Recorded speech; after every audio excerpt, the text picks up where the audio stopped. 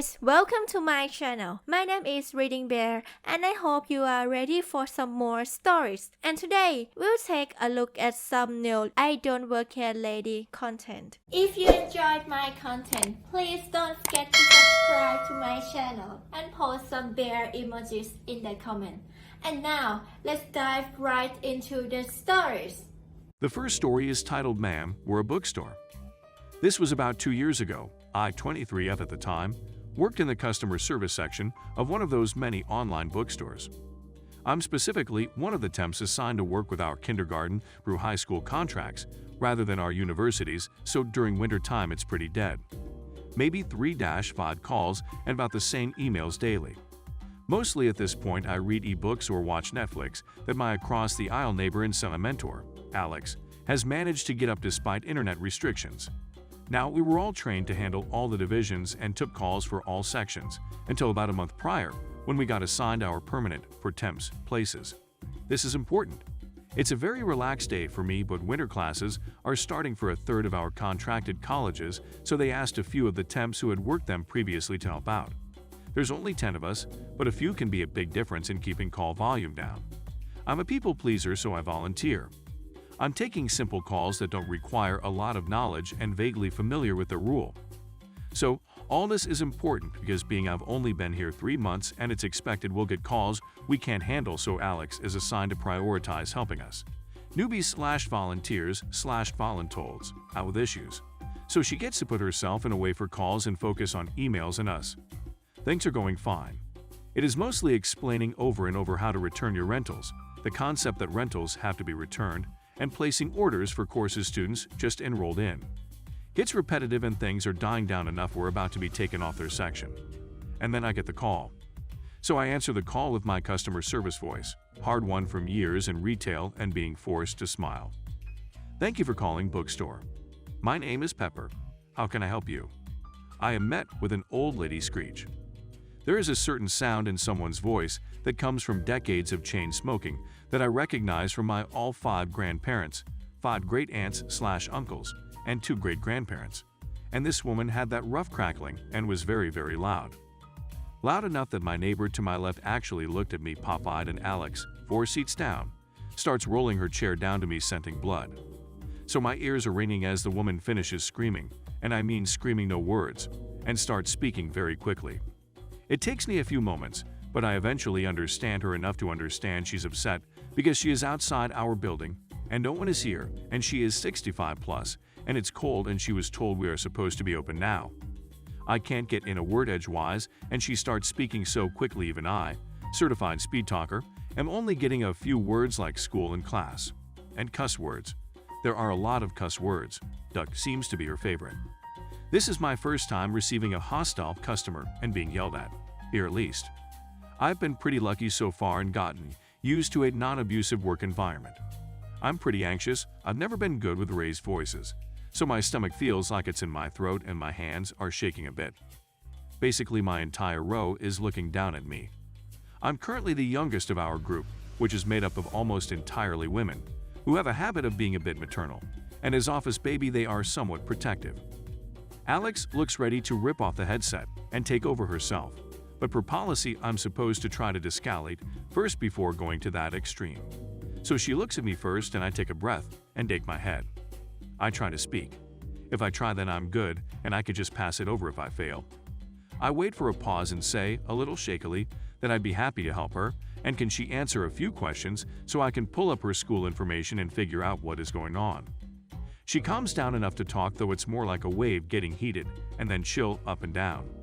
She explains she's there to get a book for her required class and the building is closed. I recognize the school from a memo about their on-campus store having emergency construction and explain.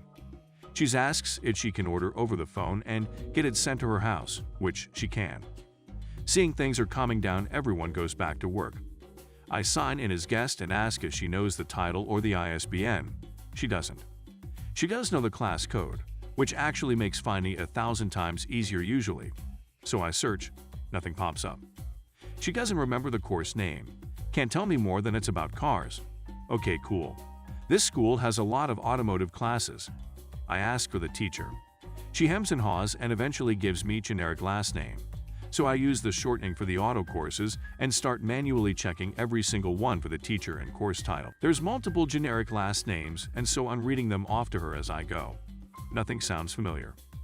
At this point, we've been talking 30-40 minutes, and she's starting to get upset again. Though she keeps prefacing not at me, cursing the school, our agency, and everything from the weather to the parking lot she's been sitting in while we speak. I'm frustrated. She's frustrated. Finally, she says the important thing. License. I perk up because there's very few courses for certificates/licenses, which have different codes. Progress. So I ask which kind. And she says, with a tone I am a little idiot for asking, well, a driver's license, honey. And it starts to dawn on me. I ask her, ma'am, are you enrolled in fancy private university? In a perplexed voice, she says, of course not. I'm here for my driver's test. The book she was trying to buy was, upon further clarification, some kind of booklet she gets with the driving lessons she is being required to take and pass to get her license, which are apparently hosted at this university. She's a little frustrated and building up at having to explain again. So I say, ma'am, we're a bookstore. Instantly, any frustration disappears with a small O, and she asks me to Google the number for the driving office for her, so I do, and she hangs up. Still not sure how she got our number. The next story is titled Karens at Walmart. This happened about a year ago. My wife and I were shopping in one of the local Walmarts. We were in the garden section. My wife wanted to try a garden growing a few veggies. To set the stage, I was wearing tan sneakers, beige slacks, and a blue t-shirt. You know where this is going. But I was also in one of those riders since I can't walk very far, and my age is in late 60s. My wife had a regular shopping cart. We were both inside garden section. She was going to outside garden to pick up some cow manure, and I also told her to get some lawn fertilizer, but I told her specific what I wanted. Those items were kept outside. I stayed inside to pick out some seed starting pots and other things I think we needed. There was a woman in the same aisle looking at some potting mix. She was, I say, in her late 20s. She had heard the instructions I gave to my wife as to what to get. She said, "Excuse me, sir. I know you don't work here, and you seem to be knowledgeable, so could you please answer a question? After 50 years of working retail, if the customer is polite, why not? Besides, I like talking to people." She was confused as to the potting mixes. I asked her what she is planting and what type of pots. I then made my suggestions as to which potting mix and why I chose it. What fertilizers to use, how much to water, and how much light needed. I was talking to this woman for about 15 minutes. She asked me how I have so much knowledge, and I told her that I have worked for ACE Hardware for 38 years.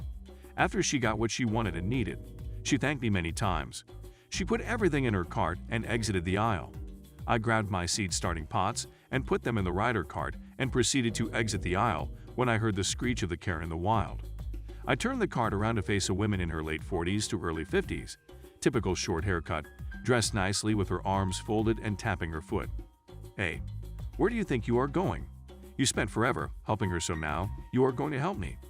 As I said before, after working 50 years in retail, if the customer is polite, I will bend over backwards to help.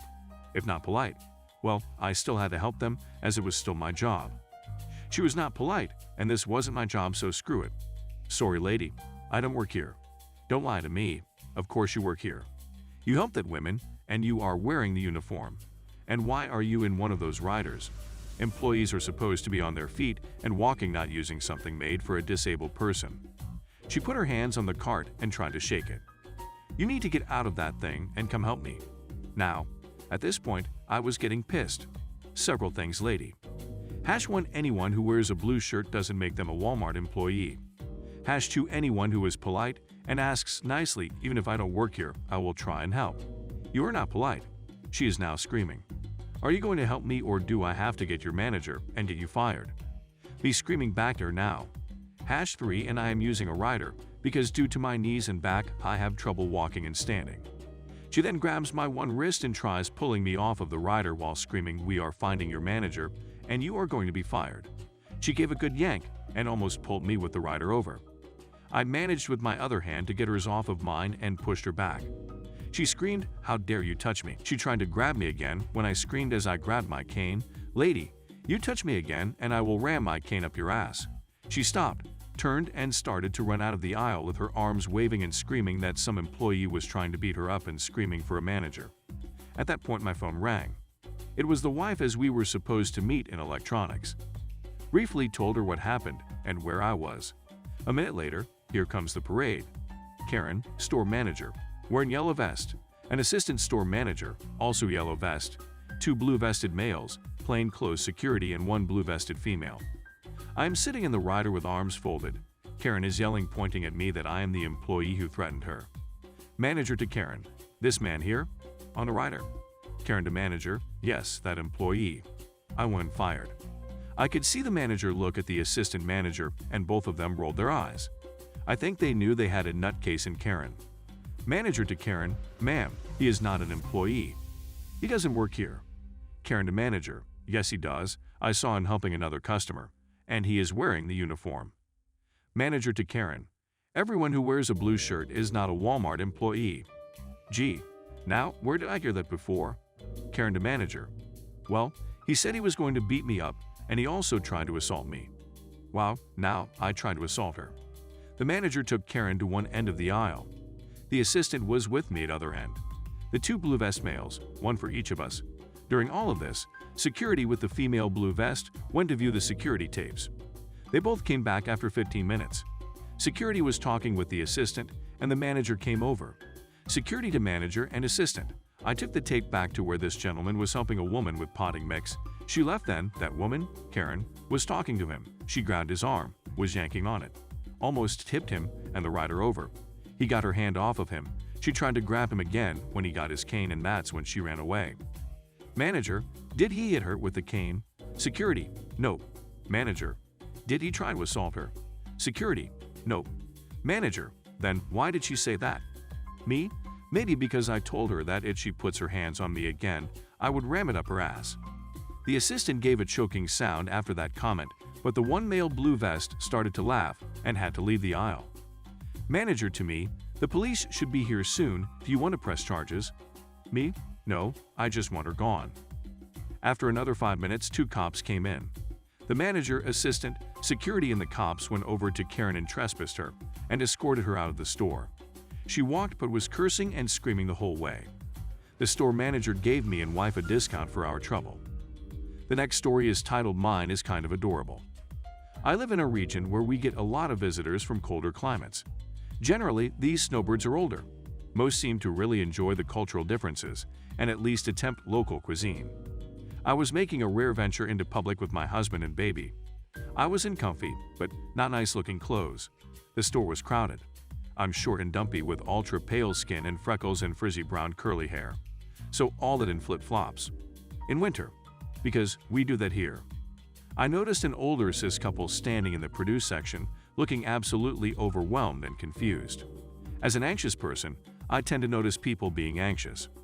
Somehow, even though I generally avoid humans, the woman latched onto me and asked if I could help her. I said I didn't work there. She looked so flustered that I said maybe I could help anyway. She held up some peppers and said, "Do you know what kind of chilies these are?" She sounded so stressed out and overwhelmed.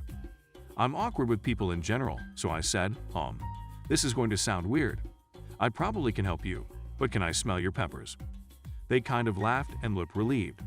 I sniffed them, said they were jalapenos, and then awkwardly took my leave. My husband thought it was hysterical. Can I smell your peppers?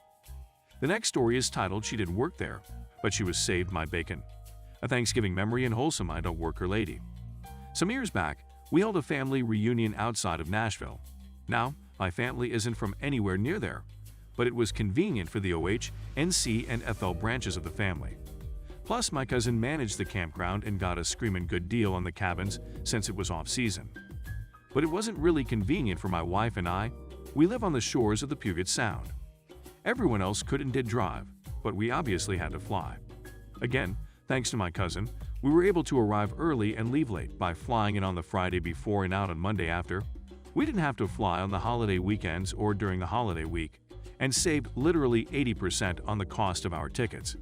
Plus, we got some time free of family commitments and got to do some geocaching, and I got to visit Johnny Cash's grave. So it's the Monday before Thanksgiving, and we're hanging out with a couple of cousins who came in Sunday. Most everyone is coming in on Monday, and I wanted to be there when they got there. Living on the other side of the country, I don't get to see my family as much as I like. And my phone rings. It's my mom.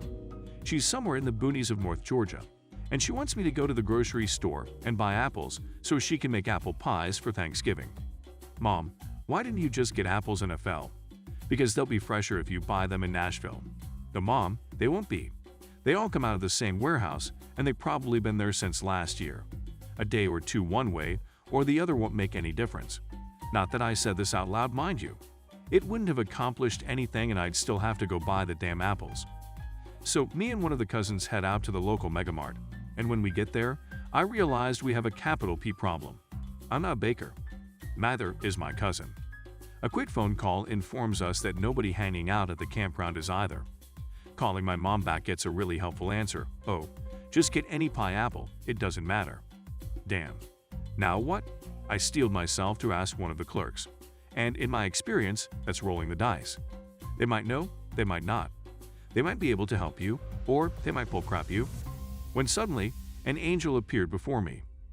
They're an endangered species nowadays, but they're still out there. The lady who has been baking since she was old enough to stand unassisted and help her grandma. And if you're a Southerner above a certain age, you can easily recognize them. I hadn't lived in the South in 20+ years, but I still knew how to do this thing. I braced myself, put on my best manners, a crestfallen look, and threw myself on the mercy of the court. And ma'am, I hate to be a bother, but I have a problem, and I'd sure appreciate your help. Oh honey, sure, what can I do for you? I explained the matter and the angel grabbed my card and dragged me over the display of apples. After a brief discourse on the virtues and vices of each kind, she asked what kind of apple pie Mom was baking. Damned if I knew, though I put it much more politely and self-effacing than that. Well then, just get some of these and some of those and a few of those others, and you should be fine. Don't worry, just tell your mom that name I've forgotten. Said everything will turn out just fine. Her assumption that Mom didn't know either was probably valid. Mom was a good cook and a good baker, but the only pies I ever remembered her cooking were pumpkin and Boston cream. Boston cream was my favorite growing up, and the one she made me some years later turned out to be the last thing she ever baked for me. But that's a story for a different place and time. So I bought some of these and some of those and a few of those others and hoped for the best. When I handed the bags to my mom, her only comment was thanks. These are perfect. So I dunno. Either way, the pies turned out wonderful, and Thanksgiving Day was, by some miracle, 72 degrees, sunny, and clear as a bell. We set up a buffet on the lawn and ate under the trees, and by God, I had 2 slices of that pie. And when we were cleaning up, there was half of one left, and I put it in the fridge in my cabin for breakfast the next morning. Mom gave me a scowl as I was making off with it, but she owed me, both for the errand and for giving away almost an entire fifth of my Jack Daniels. The toddies she made for me and my uncles were excellent, but that again is another story. The next story is titled I Don't Work for Ralph's. Never mind, I guess I do. I got off work at midnight and I wanted food for home. So I go to Ralph's grocery store, Kroger's, since they're open till 2 a.m. I'm anxious to get in and out cause I'm tired. I'm power walking around, grabbing what I need, listening to music. In my own little world. I get followed and asked by 2 different people in separate instances if I work there and to help them find a certain item. They had to wave me down. First time, I get a weird stare. I don't work here. The second time, I look down at myself, the food in my basket, and back at them. How do I look like I work here? I politely asked them. Oh, you don't work here? I wasn't wearing a uniform. I was wearing a casual, unbuttoned light red flannel, Star Wars t-shirt, and blue jeans. I am carrying a hand basket with food. I got earbuds in, blasting loud music. Ralph's employees wear all black. Usually black t-shirts, black pants, and black shoes. They're the first thing you see when you enter. If you enjoyed the video, please subscribe to the channel and post some bear emojis in the comments.